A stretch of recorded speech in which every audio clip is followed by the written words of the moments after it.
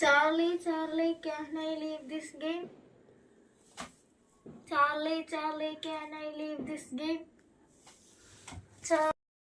എൻ്റെ കുട്ടികളും കുട്ടികളുടെ ഫ്രണ്ട്സും കൂടെ റൂമിൽ ലൈറ്റ് ഓഫ് ചെയ്തിട്ട് ഓജോ ബോർഡ് കളിക്കണേ കേട്ടാ. ഞാനത് വന്നിങ്ങനെ പതിയെ വന്ന് വീഡിയോ എടുത്തതാണേ. അപ്പോൾ എനിക്കിതിലൊന്നും വിശ്വാസമില്ല. കുട്ടികൾ ഇപ്പോഴത്തെ കുട്ടികളൊക്കെ ഇങ്ങനെയൊക്കെ കാണിക്കാറുണ്ടല്ലോ. അപ്പോൾ അതുപോലെ കാണിച്ചപ്പോൾ ഞാൻ വീഡിയോ എടുത്ത്. അപ്പോൾ അതെ ഫാനും ലൈറ്റും എല്ലാം ഓഫ് ചെയ്തിട്ടിട്ട് മെഴുതിരി കത്തിച്ചിട്ടാണ് കേട്ടോ ചെയ്യണത്. പക്ഷേ പെട്ടെന്ന് ഇത് ഈ മൂവിങ് ആയി. ഇവരിങ്ങനെ നിങ്ങൾ ആദ്യം ഫസ്റ്റ് കേട്ടില്ല, അതുപോലെ ഈ പെൻസിൽ മൂവിങ് ആയി. അതിലെന്താണ് അതിൻ്റെ ഒരു ശാസ്ത്രം എന്നൊന്നും എനിക്കറിയില്ല. ചിലപ്പോൾ സയൻസ് പരമായിട്ട് അങ്ങനെ തന്നെയായതാണോ ഒന്നും എനിക്കറിയില്ല. പക്ഷേ പെട്ടെന്നൊരു എന്താണിത് റിയലായി ആണോ എന്നൊക്കെ വെറുതെ ചിന്തിച്ചു പോയേട്ടാ. ശരിക്കും ഒരു ചെറിയ പേടിയായി.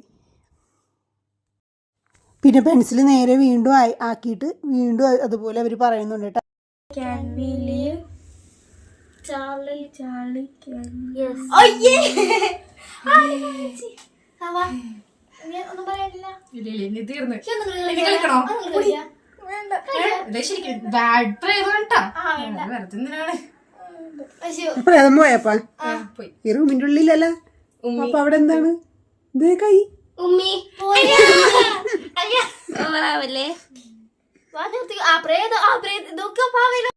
നേരെ വെച്ച പെൻസിൽ വീണ്ടും ഷെയ്ക്ക് ചെയ്തപ്പോൾ ഫാനും ഇല്ല ഒന്നുമില്ല. അപ്പോൾ പ്രേതം ഉണ്ടെന്ന് നമുക്ക് മനസ്സിലായില്ലേ.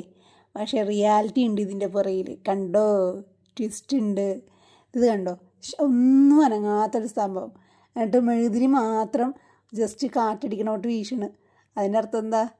എൻ്റെ മൂത്ത മോള് പണിയെട്ടിച്ചതാണ്. മൂത്ത മോള് ചെറുതായിട്ട് ആര് കാണാതെ നൈസായിട്ടൊന്ന് ചെറുതായിട്ടൊന്ന് ഊതി.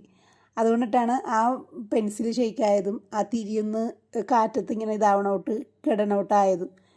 അത് ലാസ്റ്റാണ് മോളെന്നോട് രഹസ്യമായിട്ടും എന്ന് പറഞ്ഞത്. അപ്പോൾ മറ്റുള്ള ഫ്രണ്ട്സിനൊന്നും സംഭവം മനസ്സിലായിട്ടില്ല. അപ്പോൾ ഓക്കെ ബായ്.